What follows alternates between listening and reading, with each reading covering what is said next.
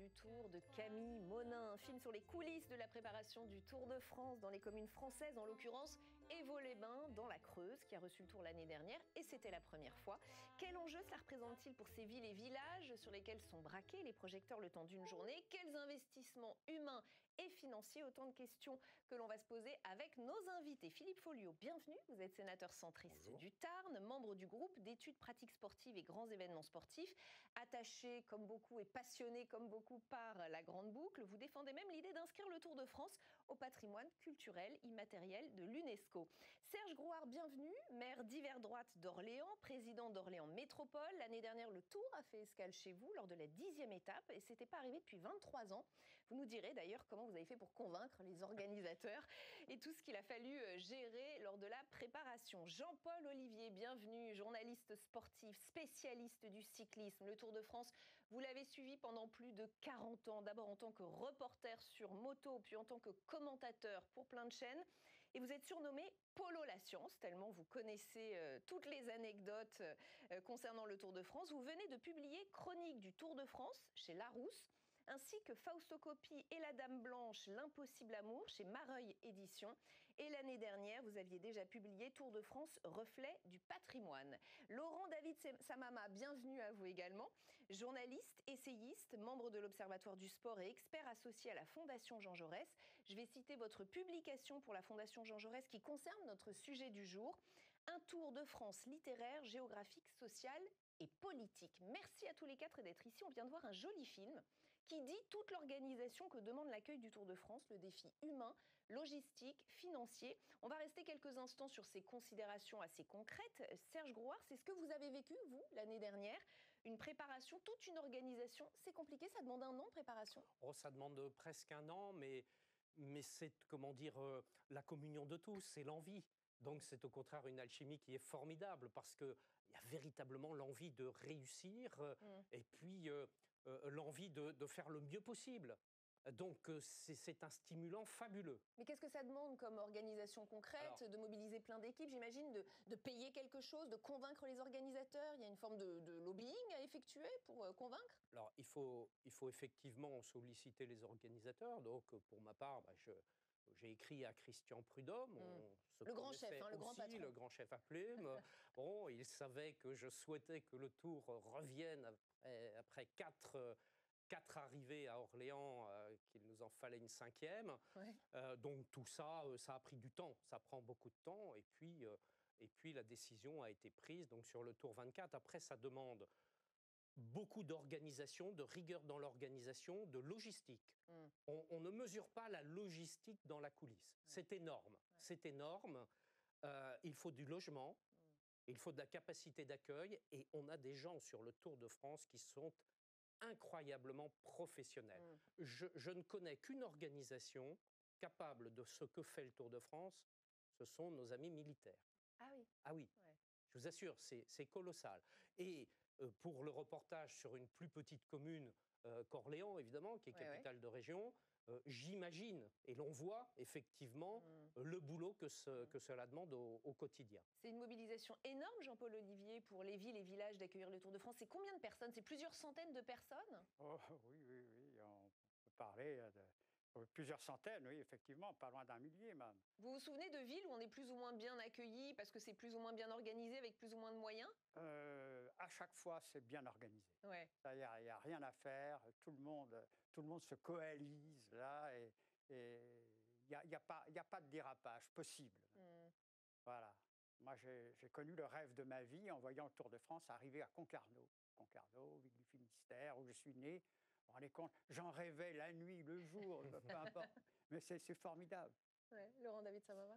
Non, ce qui est intéressant aussi, c'est de voir que les équipes d'ASO ont une méthode, des process très arrêtés et jouent parfois le rôle d'aménageur du territoire et d'un ministère Ah oui. parfois plus efficacement avec, je parle sous votre contrôle, des voies, des routes, des ronds-points, des terre-pleins centraux qu'on supprime pour le passage des coureurs. Ah oui, il y a des travaux engagés Oui, tout à avant fait, l'arrivée tout à du fait, Tour tout à fait. pour l'accueil. Tout est regardé dans le détail du détail. Tout est chronométré, orchestré, préparé. Vous avez par exemple, pour donner un exemple, la caravane du Tour. La caravane du Tour, c'est entre 1 et 2 kilomètres qu'il faut pouvoir stationner dans la ville. Eh oui. Donc vous la mettez où? Et puis il ne faut pas qu'elle soit ni trop près, ni trop loin. Parce que le jour de l'épreuve, quand il y a le top chrono, il faut que la caravane puisse remonter. Bien sûr. Il ne faut pas qu'elle vienne sur le même parcours que le parcours des quarts des coureurs. Il y a le village du Tour, qui est encore autre chose. Il y a, j'allais dire, la grille de départ. Et tout ça, donc, est chronométré dans le détail. Philippe Folliot, quel engagement pour les maires, hein, quelle Oui, organisation. je pense que la magie du Tour de France, c'est aussi et surtout le fait que les choses ne sont pas préétablies et qu'il y a un certain nombre de communes qui attendent des décennies pour recevoir le Tour de France. Il y en a qui le reçoivent plus régulièrement. Statistiquement, si vous êtes une commune des Alpes et des Pyrénées, ben, vous avez plus de chances de recevoir le Tour de France. Mais pour d'autres, c'est différent. Et puis avec un élément qu'on souhaitait toujours avoir les organisateurs du Tour de France, c'est qu'il peut y avoir une commune de quelques centaines d'habitants qui reçoit le Tour de France comme une métropole de plusieurs centaines de milliers d'habitants. Et ça, c'est un élément particulièrement important. Après, sur le cadre de l'organisation, c'est effectivement toute une logistique qui est mise en place, mais qui est là, à la hauteur du troisième événement le plus regardé au monde. Et je crois que c'est un élément important. On en parlera peut-être tout à l'heure, mais c'est une formidable image pour notre pays aussi, à certains égards, qui est véhiculée. Jean-Paul Olivier, le tracé, est-ce qu'on sait comment il se décide? Vous parliez des communes de plaine, hein, qui ont peut-être moins de chances d'être choisies pour ce tracé que les communes de montagne. C'est vrai que ça joue parce qu'on cherche aussi le spectacle quand même dans le Tour de France. On cherche le spectacle, mais on cherche aussi la sélectivité du parcours. Eh oui. Donc ça, c'est entrepris 3 ans auparavant. Bon, c'est dans les tiroirs déjà. Vous pensez à la sélection sportive des coureurs, c'est-à-dire que évidemment... La sélection sportive des coureurs n'intervient qu'au dernier moment. Parce que, bon, évidemment, ce sont les groupes sportifs qui désignent leurs leaders et leurs coureurs. Laurent David Samama. Mais on sait qu'il y a une grande question qui traverse le Tour et l'histoire du Tour, c'est est-ce que le Tour fait le tour de la France? Est-ce que c'est le Tour de France ou le Tour de la France? À une époque où le récit national avait besoin peut-être de se fédérer, de se construire ou de se reconstruire. Je pense à l'après-guerre, dans un moment où il fallait que le Tour de France traverse toute la France et des régions, surtout à l'Est, qui avaient besoin de se sentir reconnectés à notre territoire et à notre ensemble national. Il y avait cette envie, ce besoin de faire passer le Tour dans ces contrées. C'est aussi un des rares événements de cette dimension. On estime entre 10 ou 15 millions de spectateurs, 190 pays qui retransmettraient en direct l'épreuve. C'est le seul événement de cette ampleur-là qui peut passer potentiellement sous vos fenêtres. Qu'on soit dans une ville, mais qu'on soit aussi dans un village, dans une zone blanche aussi. Il arrive que la poste ne soit plus dans un village, que les services, que les banques ne soient plus là, mais que le Tour de France passe.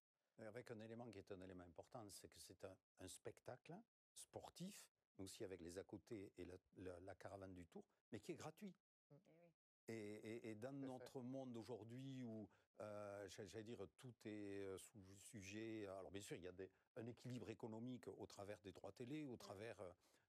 bien sûr, de tous les partenaires. Et du ticket d'entrée, hein, entre 65 000 € pour obtenir le départ d'une étape, 110 000 € son arrivée, 160 000 € pour accueillir les deux à la fois. Ça, c'est ce que payent les communes pour recevoir le Tour. Oui, mais quand on... je pense que Serge pourra nous le dire, mais quand on regarde les retombées qu'il peut y avoir en termes de communication, ce sont toutes vraiment pas chères. Mais je crois que c'est un élément important, d'autant plus aussi qu'il y a un cadre qu'il ne faut pas oublier, c'est que le Tour de France est un événement qui transcende. Et avec ceux qui sont passionnés de vélo, mais aussi d'autres. Je vous raconte une anecdote. Il y a quelques années, je me rends chez mon ex-belle-mère, qui n'est vraiment pas le prototype de la personne qui était passionnée de sport. Et je vois Vélo Magazine. Et je l'interroge, je dis, mais comment ça se fait qu'il y a Vélo Magazine? Elle me dit, mais c'est moi qui l'ai acheté. C'est moi qui l'ai acheté pour mieux suivre le Tour de France. Et ça, je crois que c'est somme toute assez révélateur d'un certain nombre d'éléments concernant le fait de l'ancrage populaire de cette épreuve cycliste. C'est-à-dire que ça va au-delà du sport. C'est un des rares moments de communion, parce qu'au bord de la route, il y a des gens de tous horizons, de toute classe sociale, de tout engagement politique, mais qui se retrouvent avec cette volonté de communier ensemble derrière cette passion qui est la passion du cyclisme et le fait de soutenir cet événement. On l'a tous en tête et ce film nous le rappelle bien. Le Tour de France a une importance très symbolique pour plein de villes et villages français. Il braque les projecteurs sur des territoires rarement filmés, parfois un peu délaissés, un peu oubliés. Ça fait partie des grandes forces de l'événement et des raisons pour lesquelles les Français l'aiment tant. On sent même que le Tour vient parfois consoler des villes où tout disparaît peu à peu. C'est aussi un peu l'approche de ce film. Regardez. L'annonce du passage du Tour de France est la nouvelle qui fait du bien. Histoire de se consoler du risque de fermeture de classe, faute d'élèves, de la fermeture de l'Institut thermal à cause de longs travaux engagés et de l'annulation à la dernière minute par SMS de la venue d'un dentiste pourtant tant attendu.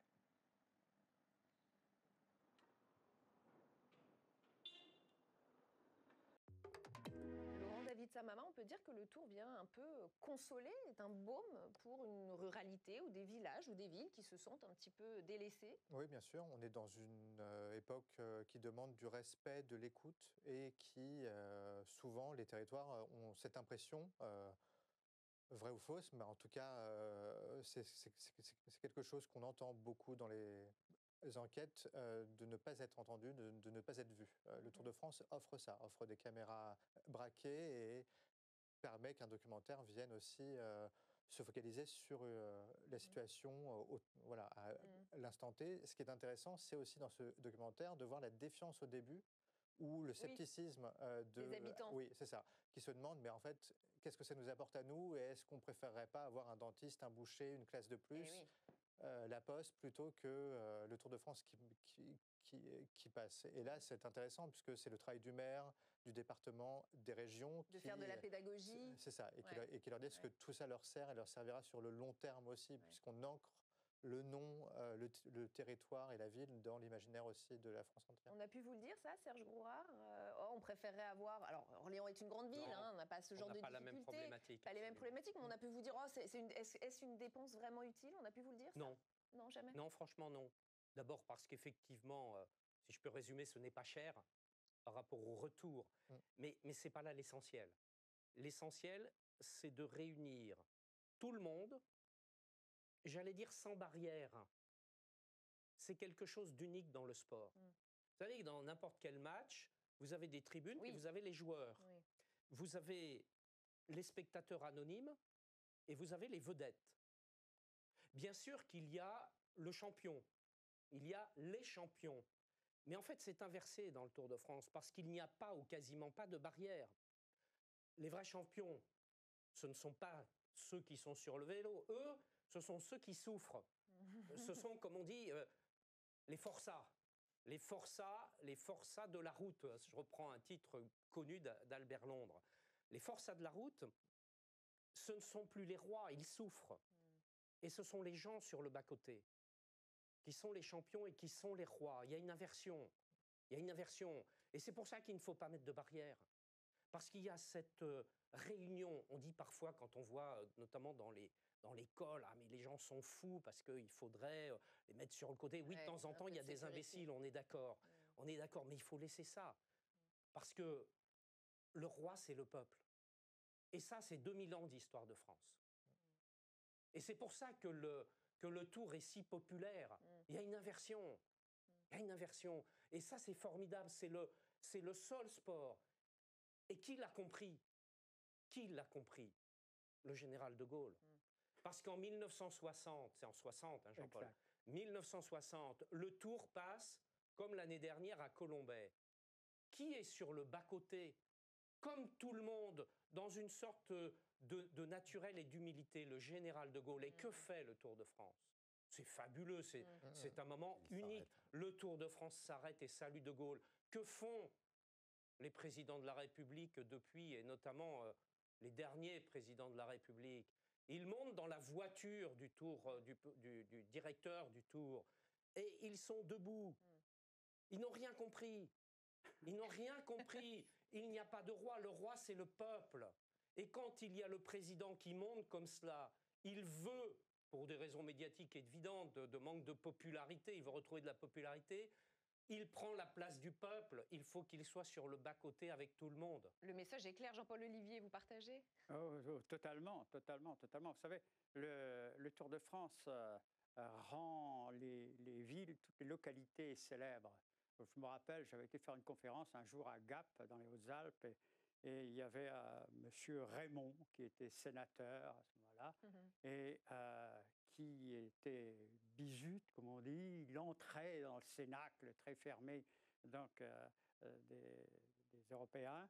Et alors, il rencontre 2 députés européens, un Italien, un Belge. Et on lui dit, bien, on le prend, hein, le nouveau et tout ça. Il dit, ah, vous venez d'où? Donc, il dit, je viens d'une petite localité des Hautes-Alpes. Il n'osait pas trop s'avancer. Ouais. Et puis, on lui dit, ah bon? Oui, mais alors, quelle localité? Bah, oui, il hésitait encore. Et il dit, Gap, dans les Hautes-Alpes. Il dit, Gap, mais le Tour de France. C'est exactement ça. Ah ouais, notoriété internationale. De ce qu'a dit Serge, c'est tout à fait ça. C'est tout à fait ça. Et pourquoi maintenant vous avez les villes, depuis longtemps déjà, les villes étrangères qui viennent au Tour de France. Le premier Tour de France de l'étranger est parti en 1954, déjà d'Amsterdam. Amsterdam-Anvers, il n'était même pas en France encore. Hein. Et depuis, alors, donc ça n'a C'est pour ça que ça se bouscule, hein. C'est pour ça qu'il y a plein de villes candidates. Et ils réclament en permanence, les étrangers réclament le Tour de France. De par mes fonctions à la Commission des Affaires étrangères et de la Défense donc, du Sénat, j'ai l'occasion d'aller souvent à l'étranger. Et c'est le Tour de France un élément d'image tout à fait exceptionnel pour notre pays. Je veux dire, nous sommes jalousés par rapport à cela.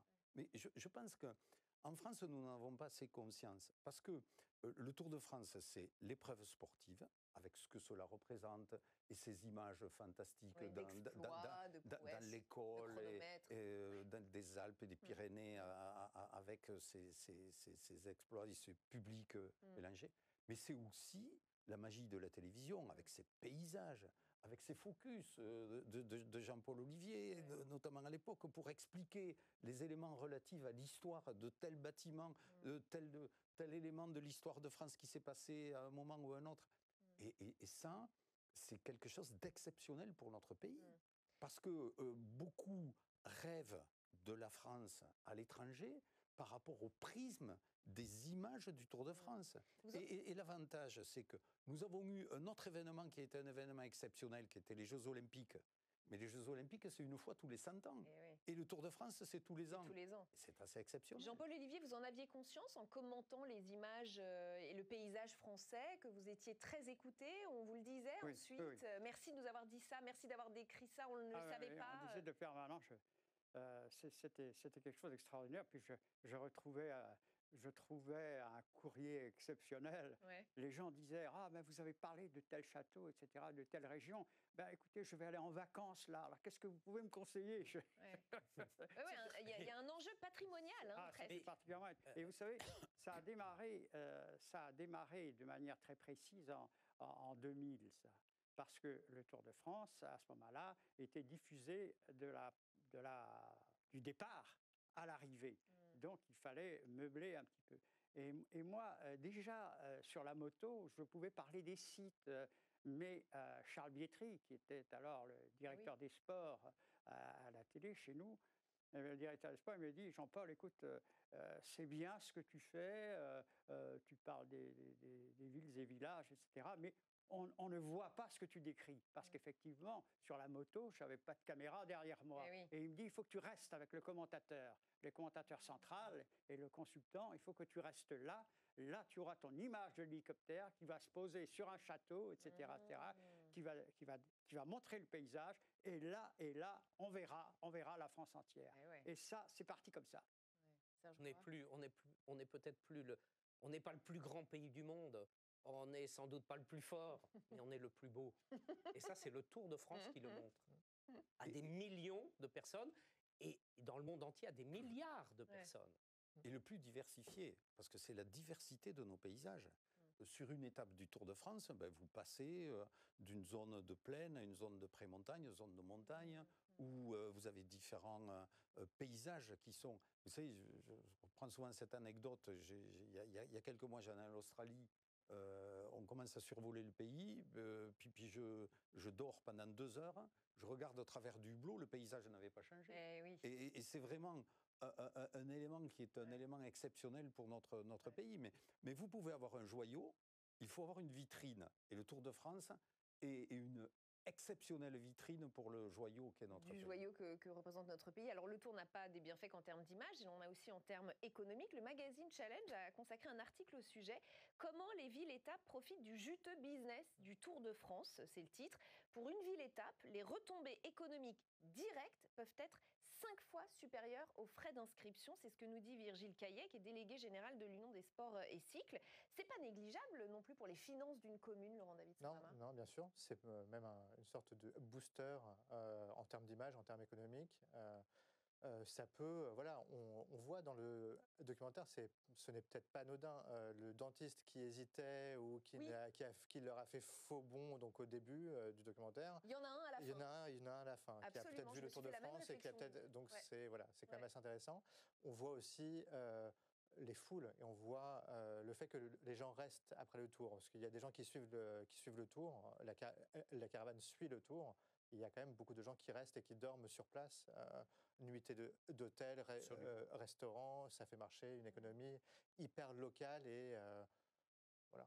Et c'est bref, c'est sur du long terme, Serge Grouard. Vous l'avez senti, vous avez senti des retombées économiques, peut-être plus de tourisme sur du moyen terme Sur le moment, bien sûr, c'est très juste. Hein. Rien que les nuitées d'hôtel, vous avez des milliers de personnes qui sont là et qui restent. Nous avions été l'année dernière ville-étape, jour de repos. Vous voyez, vous avez 2-3 jours sur place pour les gens qui viennent voir le Tour. Il y a toute l'armada, j'allais dire, du Tour de France, les nuitées d'hôtel. Nous, ça a été très sympa parce qu'en plus, pendant le jour de repos, écoutez, il n'y a que dans le cyclisme qu'on voit ça. Les coureurs, jour de repos, alors ils s'entraînent un peu, etc. Ils ont trouvé que la ville était très belle. Qu'est-ce qu'ils ont fait? Ils sont venus dans les bars, sur les terrasses. Et vous aviez Pogacar, etc. sur les terrasses. Les gens étaient très respectueux. Ça, c'était formidable. On ne vient pas les embêter. On ose à peine. Parce qu'il y a le respect, comme je disais, et on sait qu'ils ont besoin de se reposer. Alors après, sur les retombées, donc effectivement, le coût du Tour est faible au regard du retour financier, il faut le dire. Après, pour nous, sur une capitale de région, sur 300 000 habitants, c'est plus difficile de dire à moyen long terme, mais je suis bien persuadé que l'on a des Allemands, des Anglais, des Hollandais qui ont vu le Tour de France, qui ont vu ces images magnifiques commentées par Jean-Paul. Ils se sont dit...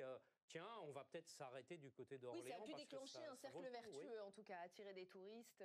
Certains voulaient d'ailleurs voir les bannières que l'on avait pu mettre dans le cœur de ville à l'effigie des grands drapeaux, à l'effigie de chaque vainqueur depuis 1903, depuis Maurice Garin. On avait tous les vainqueurs. Alors évidemment, on les avait décrochés quand même, on les avait enlevés. Donc il y a peut-être eu une déception ici ou là. Jean-Paul Olivier, on profite des villes qu'on visite quand on est aussi commentateur du Tour. On ne fait pas que ça 24 heures sur 24. J'imagine qu'on savoure aussi peut-être effectivement aller dans les bars, les commerces, les équipes. Savez, certaines villes du Tour, je les connais bien déjà depuis longtemps.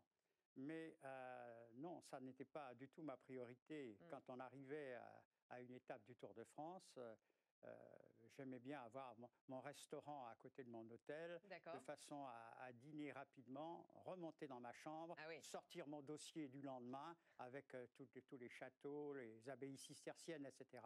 Je disais ça, non, je laisse de côté. Ça fera plaisir aux Français. Je préparais mes dossiers comme ça.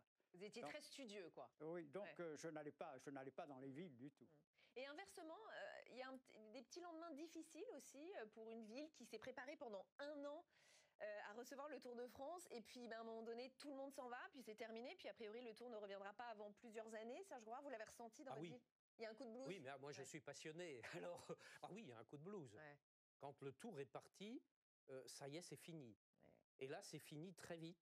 Et puis, vous savez, quand la fête est finie, il faut démonter. Alors, il y a déjà toutes les équipes du Tour qui ont déjà démonté. Ça, c'est formidable aussi. Et ils vont tous les jours d'une ville à une autre.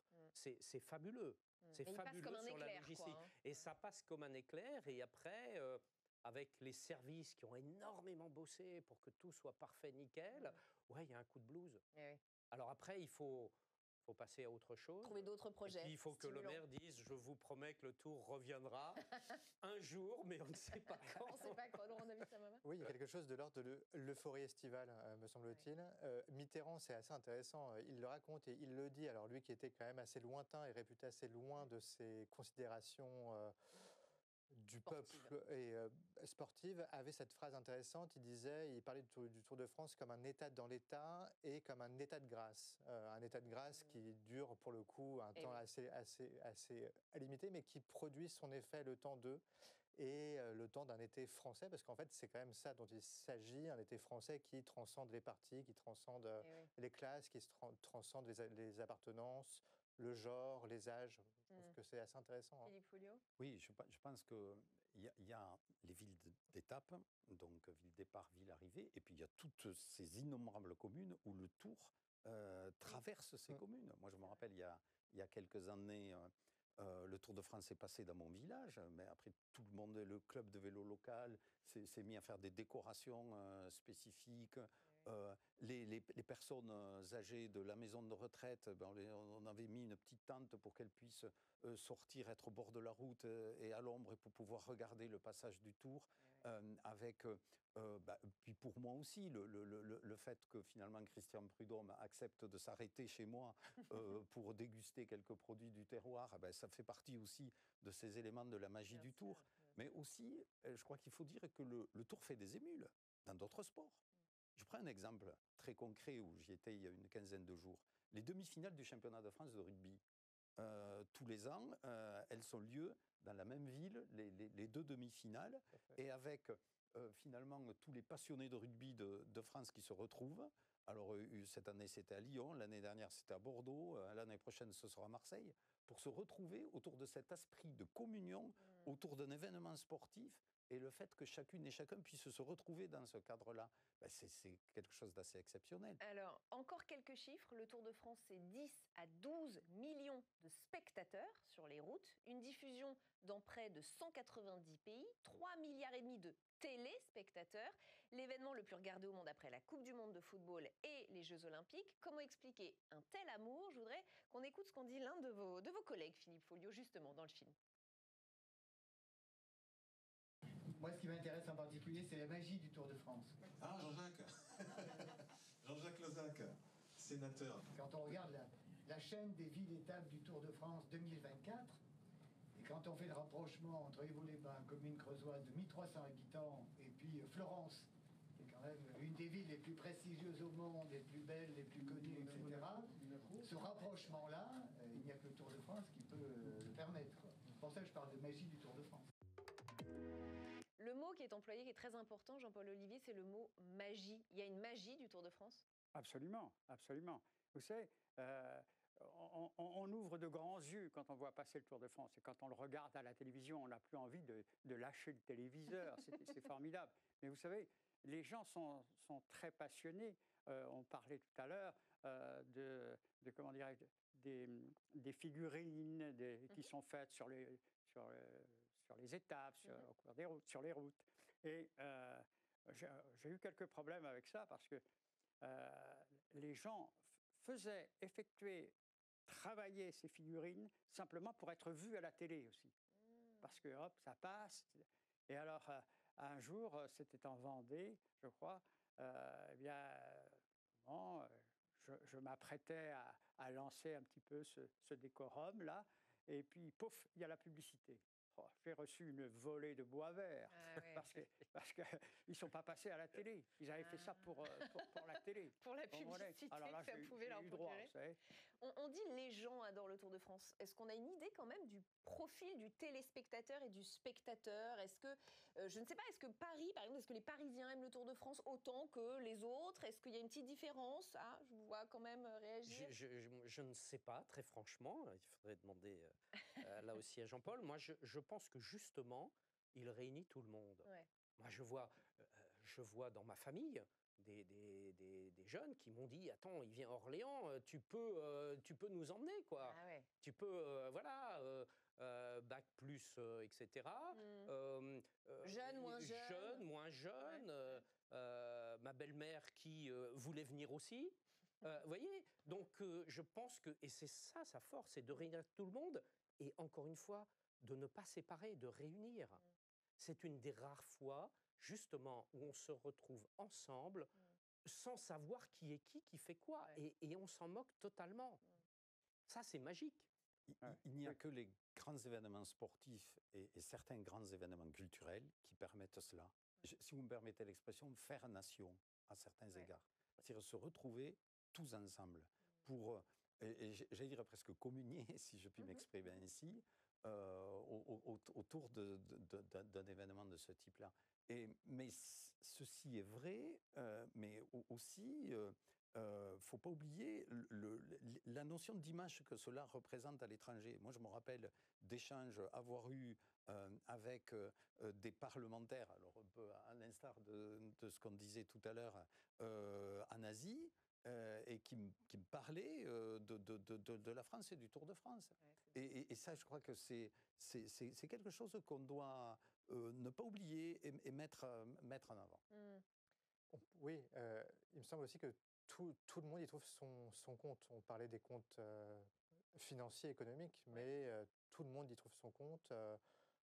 Qu'on soit lettré, qu'on soit issu des classes moyennes, qu'on soit jeune, où on construit une sorte de littérature et d'imaginaire de la France grâce à ça. On peut suivre aussi la compétition, c'est un mois entier, donc c'est long, hein, comme un feuilleton géographique qui se déploie, comme un feuilleton assez très, très littéraire qui inspire les auteurs, qui inspire les documentaristes maintenant, propice aux images. Le sport peut être un intérêt central, mais peut aussi être une donnée secondaire qui peut nous intéresser ou pas. Preuve en est, le vainqueur, il y a le vainqueur sur la route, mais il y a aussi le vainqueur dans l'esprit des Français, dans ceux qui sont sur le bord de la route, qui souvent n'est pas le même. Chacun les a son Français chouchou aussi. et les étrangers d'ailleurs ont un chouchou parfois et veulent faire advenir une autre victoire et un autre type de valeur morale aussi. On arrive à la fin de cet échange. Est-ce que vous avez un message? Est-ce que vous allez regarder le Tour? J'imagine que oui, Serge Groard. Vous allez y passer... je ne sais pas si je peux dire ça à la télé, mais tout le monde le sait, à la mairie d'Orléans, il ne faut pas m'embêter pendant le Tour de France. C'est vrai? Et oui, c'est vrai. Et le problème, c'est que ça n'arrive quasiment jamais. Voilà, quand il y a quand même une télé dans le bureau, donc quand l'année dernière, une arrivée disputée, toc, toc, toc, excusez-moi, il y a quelque chose d'urgent. J'ai encore raté l'arrivée, c'est infernal, faites quelque chose. Donc on ne cale pas de réunion importante au moment du Tour de France. On évite, on en fait de temps en temps quand même, si, il faut bien. Votre conclusion, Philippe? Non, je vous crois effectivement. Et en ce qui me concerne, je dois avouer que j'essayerai de ne pas faire ce que j'ai fait une fois, c'est-à-dire qu'il y avait un débat particulièrement ennuyeux dans l'hémicycle, et sur mon portable, tout le monde était dans une ambiance un peu soporifique, et moi j'étais un peu excité, parce que je regardais sur mon téléphone portable. Bon, j'avoue, cette année, je ne le ferai pas. C'est le moment des aveux, là. Je le ferai le plus discrètement possible. Laisse-toi aller. Laurent David Samama? Non, c'est une belle idée. C'est aussi l'idée de vacances et de pause dans un quotidien qui est de plus en plus rapide et beaucoup plus intense. Le Tour de France impose quand même qu'on se pose devant la télé, qu'on lise sur le long et qu'on prenne un peu de temps. Et qu'on sorte d'un climat anxiogène aussi. Tout à fait. Ouais. Jean-Paul Olivier, vous allez le regarder, ce Tour, l'écouter? Oui, je vais le regarder, l'écouter. Comme vous dites, Christian Prudhomme me demande chaque année de suivre une étape.